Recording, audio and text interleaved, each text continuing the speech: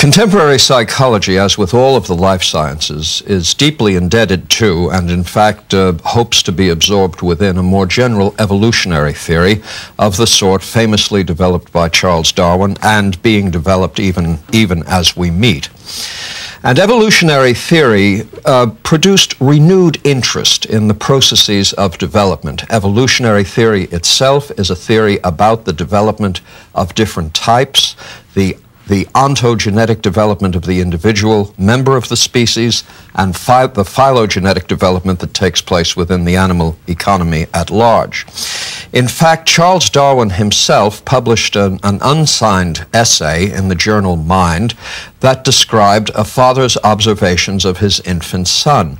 It's a very interesting essay because you can see in this that Darwin is bringing the same natural history method to bear on the examination of an infant that he brought to bear so productively in his touring around the Galapagos Islands. He wants to observe the infant in a naturalistic setting, not interfering with what's going on, and making a very careful record of the sorts of things infants do to fill the unforgiving minute.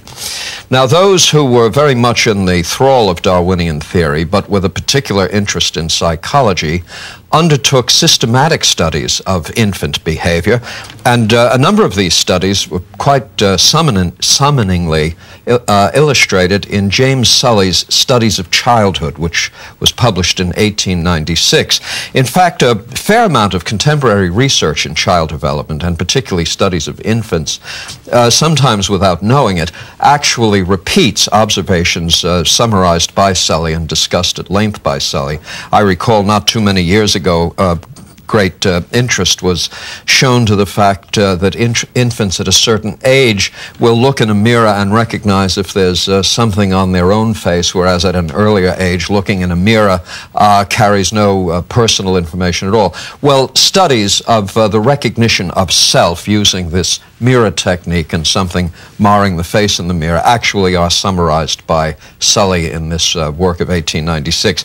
I don't mean to wage a priorities war. This is always quite tedious, but I do want to point out how committed the late 19th century investigators were to studies of infant and childhood development, and this was something that more or less left the scene of 20th century psychology for some time. It is now enjoying not only renewed interest, but it's one of the dominant areas of contemporary experimental psychology and contemporary developmental psychology. Now, part of the impetus here comes from the important research and theoretical writings of the Swiss scientist Jan Pиаже, whose own work begins to appear in the late 1930s and finally catches up with the English-speaking, English-reading world of psychology only in the middle to late 1950s, and then becomes increasingly influential in the 1960s. Piaget's theory is a stage theory of psychological development, or as he puts it, cognitive development, and as we put it now, cognitive development. And I think it's important to recognize the significance of a stage theory. A stage theory explicitly rejects the notion that psychological or cognitive development is a continuous affair involving the gradual accretion of the same kind of ability, that is, more and more of the same thing. A stage theory instead emphasizes distinct and significant qualitative changes in how thought proceeds, in how the external world is organized, how it comes to be understood.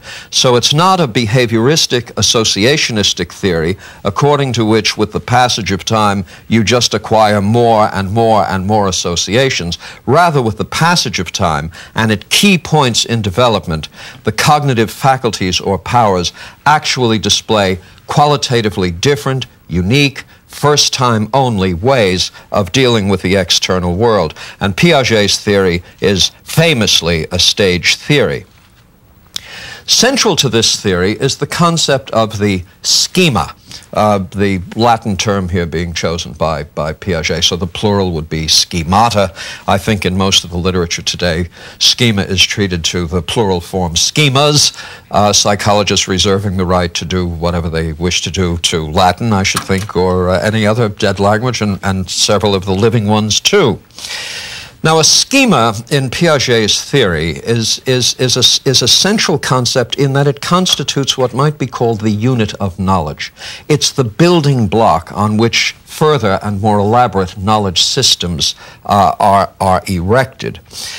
It comes about as a result of the infant's actual experiences in the world. These experiences provide the basis upon which a schema might be formed. One schema illustrated in Piaget's writings, this one applying to infant life, is the sucking schema. Now, when the infant is born, nutrition is taken by way of sucking. This can be in the form of breastfeeding. It can be in the form of a bottle with a nipple at the end.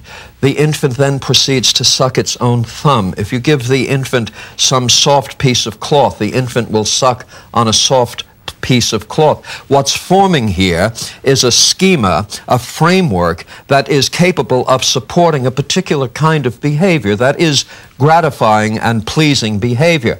And the infant is absorbing an increasing number of external environmental stimuli into this sucking schema. All sorts of things now become candidate objects for this desirable behavior. But look what happens. At a certain point, of course, through trial and error, the infant starts confronting objects that cannot easily be absorbed into a schema of this kind. Mother puts a cup in the crib, and of course, if you take a look at infants when they're first given exposure to something like this, the infant will pick up the cup and try to suck on the cup. Now, this is an object, the very shape of which tends to defy behavior of that kind. So you've got conditions that give rise to a kind of frustration. What is it the infant can do when attempting to absorb into an existing schema some object in the external world that simply won't comply, won't behave, won't do what it's supposed to do? Well, this gives rise to another basic cognitive process that the infant must possess for knowledge to proceed.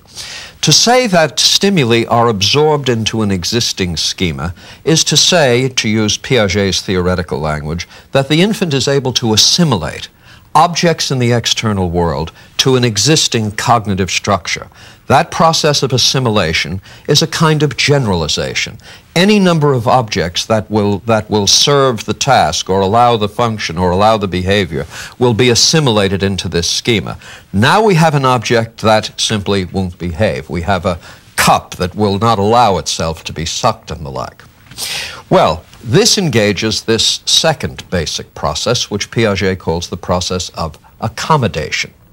Now, what accommodation requires is that the cognitive system, the infant's overall growing intellectual powers, be able to accommodate just these environmental challenges that result in a resistance to assimilation. New schemas must be formed, new schemata must be formed. The cup, for example, might be among a number of objects thrown out of the crib. But if you keep throwing the cup out of the crib, there's someone there who keeps putting it back. And more to the point, if you happen to get thirsty, it's going to be something in that cup that will allow you to slake that thirst. Now, in time, then, this new schema forms according to which a cup is not just some random object in the environment to be flung out the way a cloth might or a rattle might and the like. It's something that contains within it something very, very special and something especially needed. And through this process of accommodation now, cups and cup-like things enter into a new schema, the schema of things that can be held, not sucked, but used. Perhaps used to make noise, certainly used to consume fluids. And it's throughout this early infant development that assimilative and accommodative processes and functions result in the elaboration of ever more complex, various, flexible, serviceable schemata. Now, it was Piaget's intention, and he did this with mixed results, to examine children in settings as non-antiseptic as possible, as ecologically valid as possible. The infant in the crib, the child in the playpen, the child sitting on the floor with any number of objects around. Piaget's approach here being a quite naturalistic one, something that surely Darwin would have applauded and James Sully would have been writing on lengthily. Note that what is not involved here is an experimental setting, a highly antiseptic, controlled environment. You can always tell when a Piagetian psychologist is studying a child. More likely than not, the child will be in a room, not unlike the room children would be found in, and the psychologist might simply walk over and flip a hat over to where the child is sitting, and the question is, does the child start sucking the brim, or does the child put it on his head? And if the child is sucking the brim, this is one stage of cognitive development, and if the child is putting it on its head, it's quite another. And you don't go from sucking a hat to wearing a hat by a series of successive associative bonds of a behavioristic type. Rather, what happens going from A to B is you come to understand what hats are for, which is a bona fide cognitive achievement. So the Piagetian approach is this quasi-naturalistic approach in which children are given real-life objects, real-life problems, and you see how they deal with them at various stages of development.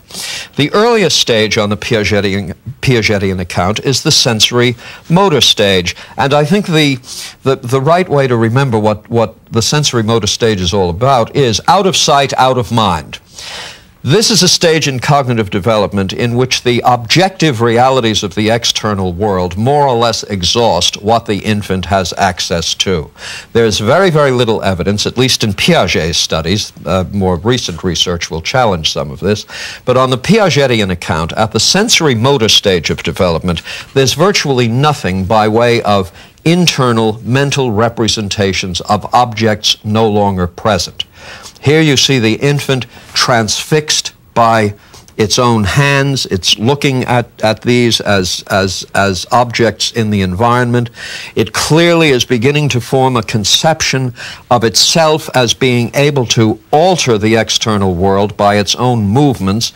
And so a very, very important schema is forming. You might consider this to be the foundation of a causality schema in virtue of my doing things like bringing my hand this way, an object in the world is getting larger, it's getting smaller, and this is something that's going on all during the waking hours of the infant in this sensory motor stage. So although there isn't the representation of missing objects, there is great knowledge coming about as a result of dealing with the objects that are within sight. Now, this is a period that goes from birth to about 2 years of age, and of course the infant gets better and better at doing things as time proceeds. So toward the end of that sensory motor period, toward the end of that second year, the infant is obviously doing things that could not possibly be done at month 4, month 5, and month 6. In fact, at the end of the sensory motor stage, we get the first evidence of what Piaget calls the concept of object permanence. Now, this is a very interesting concept indeed. For example, if you show a 2 or 3 month old an object and then occlude it with another object, put something in front of it, or put a napkin over it, or a towel, or a blanket over it, once that object has disappeared, the interest in it is gone, the infant starts looking somewhere else, and if you then reveal the thing again, it's not treated in any way as something known and now returned. It might just as well be a new object. But by the end of the sensory motor period, if you occlude an object, you see that the infant is looking for it, is waiting for it to reappear, will resume behaving toward it in the way that behavior was taking place before the occlusion. It's quite clear through these indirect means, it's quite clear that the infant is now aware of the fact that something can be out of sight but retains its existence. There is a continuing existence even though I can't see it. And so if something goes behind a curtain, you now find, with a certain velocity, you now find the infant tracking through the curtain and looking at the other end to see that it's coming out. The recognition being that during that period of occlusion, there is a continuing object, a continuing physical object. It retains its permanent features even during this null or blind period, and sure enough, out it comes at the other end. And you can see quite manifest evidence of surprise if what comes out the other end is physically radically different from what went into this end. So you do have, again, this very strong circumstantial evidence that the child knows what went behind the curtain and is expecting just that object to come out the next end of it.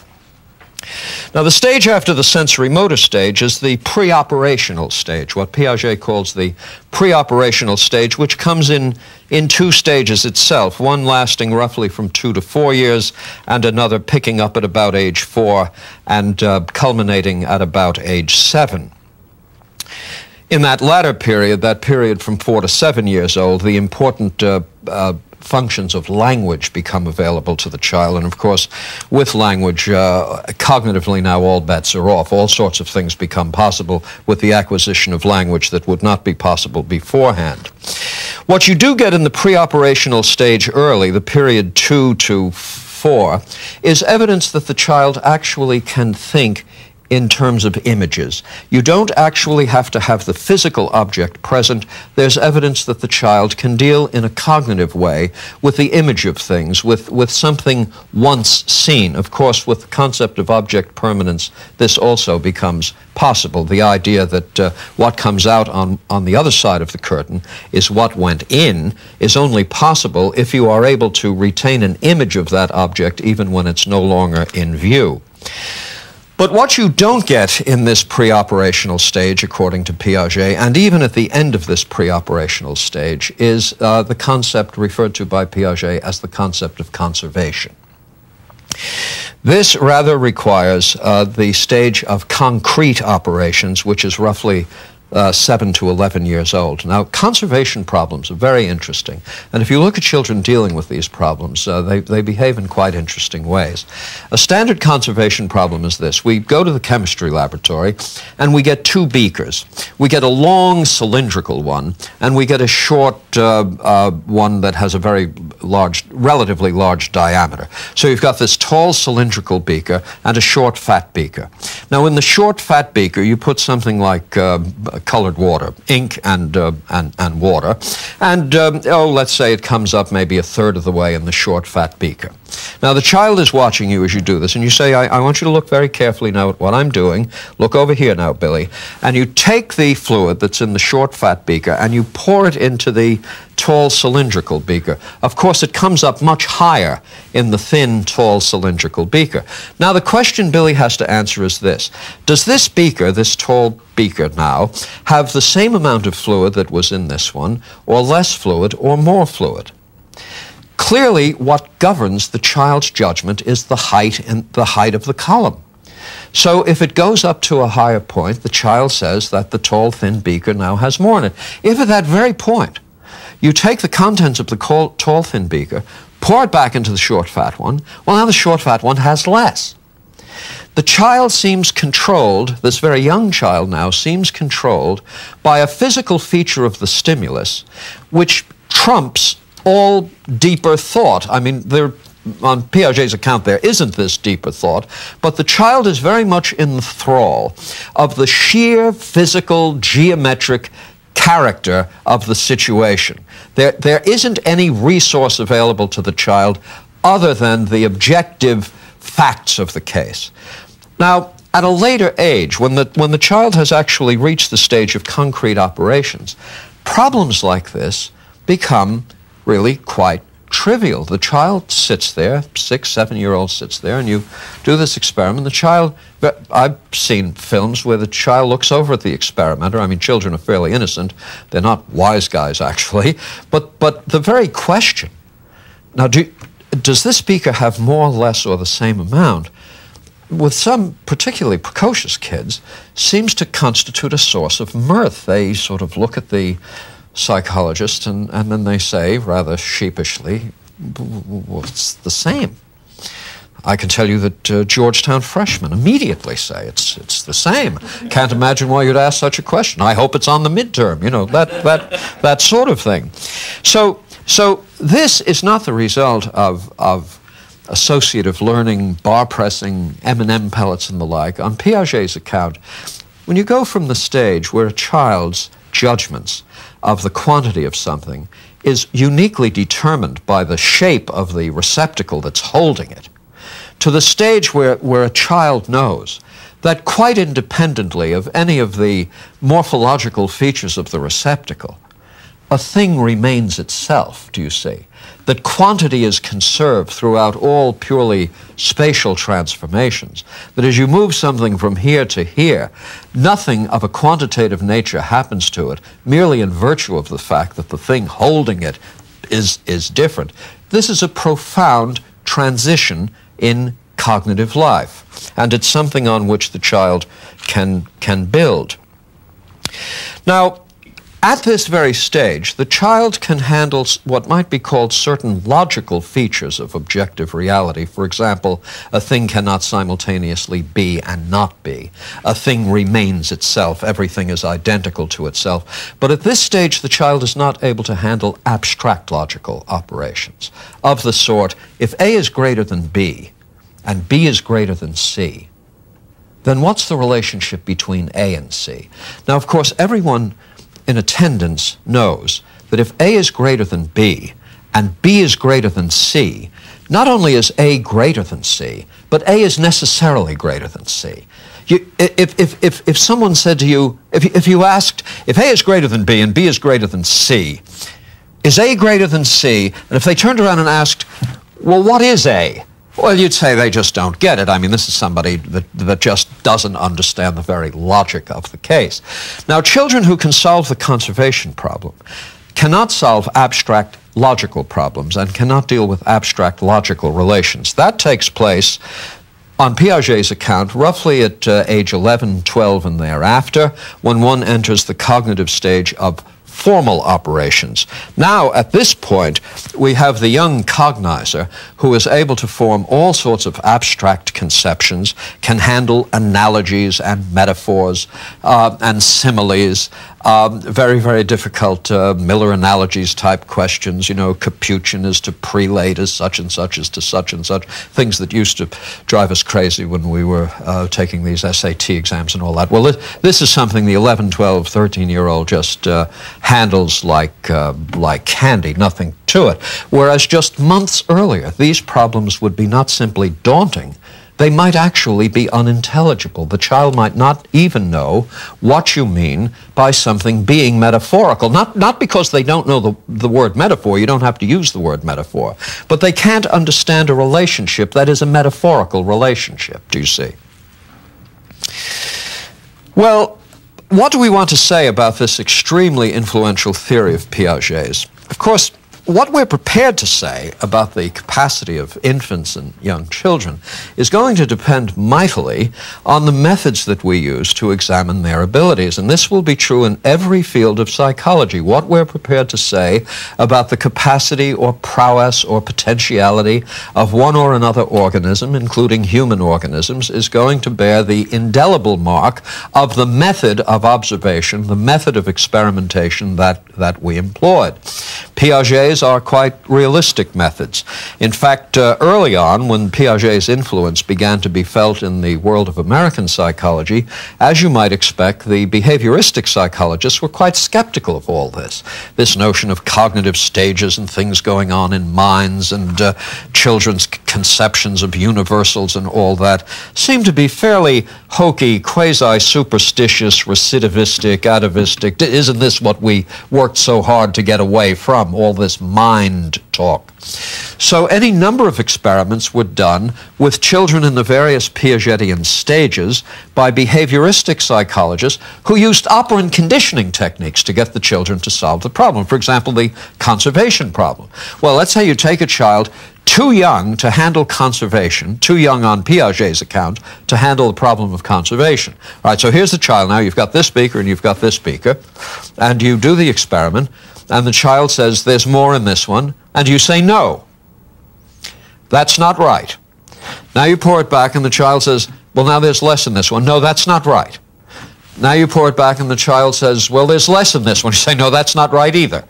And you keep doing this. Now finally the child hits it, and you say, that's very, very good, Billy, and here's a toy. And you keep this going to the point where Billy solves that problem errorlessly every time you present it.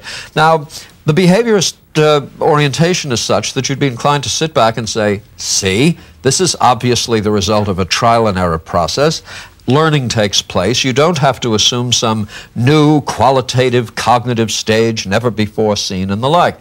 Well, when the Piagetians started looking at this, this contrary literature, the question that arose was, look, of course you could probably train a mouse to make that kind of discrimination if all that's involved here is a learned discrimination.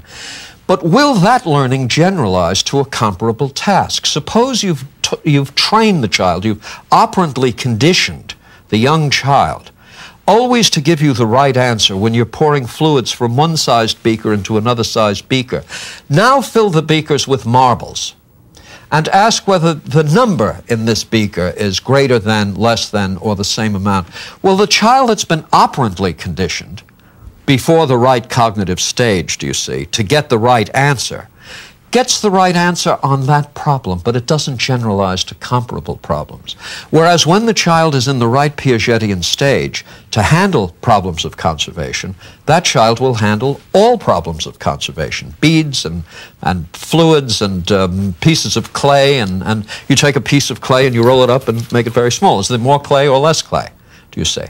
Well, at a certain age, the child will tell you the amount of clay is, it's quite clear what's determining the child's judgment. It's the actual physical size of the objects. If you now flatten the clay and stretch it out, the child, oh, there's much more clay there.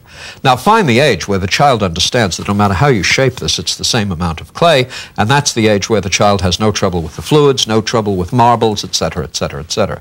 So the attempted behavioristic reduction did not succeed. René Boyaджiev has done any number of wonderful studies to tap whether infants may have much more by way of a cognitive appreciation of the physical world and reality than anything you would guess from, for example, Piaget's writings on the sensory motor stage. One study that illustrates Dr. Boyadziev's approach is this. The child is able to look at a platform that has a box on it. And there are several scenes presented. In one scene, the box is quite firmly sitting on the middle of the platform. In the next scene, the box has been moved very, very close to the edge of the platform. In the third scene, the box has been moved right off the platform. If we looked at it, we'd say, this thing is being suspended in thin air, and there's nothing holding it. Now, the technique that Dr. Boyaджiev and many other infant development specialists use is inspection time, the amount of time a child actually looks at something as evidence of recognition or interest and the like. Well, a child, an infant of 3 months old, will spend very, very little time looking at the depiction of a box on a platform. The child will spend a little more time, but not significantly greater time, looking at a box that is more or less at the edge of that platform. Now, if you've got the box off the platform, suspended in air, without any supports whatever, this 3-month-old infant veritably gapes at the scene. The evidence of manifest surprise, shall I say dubiety, shall I say what is going on here, is quite clear when you look at films of infants doing this. Now this suggests that the infant already has a conception of how objects in the external world are supposed to behave, and when an object in the external world, even in the form of a depiction, violates what might be called the laws of physics as these are understood within the experiential context of infant life, well, this is an attention getter. There have been other studies. She takes a look at infants now 6.5 months old. Now, this is a long time in development, from 3 to 6.5 months. Now the box is either in the middle of the platform, or it's at the edge of the platform, sort of half on and half off, or it's a little bit more than half off the platform. And of course, as you might guess, this arrests the attention of the 6.5-month-old, because the 6.5-month-old is having one of these perceptions. This thing is obviously very close to going off the deep end. Now, I just want to mention that research of this kind is part of a large realm of findings. challenging the stock Piagetian stages. The more we learn about infants, the more we discover that they're a lot smarter than we ever thought. They're able to do things at much earlier points than the Piagetian theory would suggest. It's not even clear that the stage concept is the right concept. Different infants differ in these abilities. Some have argued that cognitive development is more a kind of undulatory rising and falling of certain waves of ability and prowess. The story is not told entirely on this. The data are not all in, but we can say that the more we learn about infants, the smarter they get.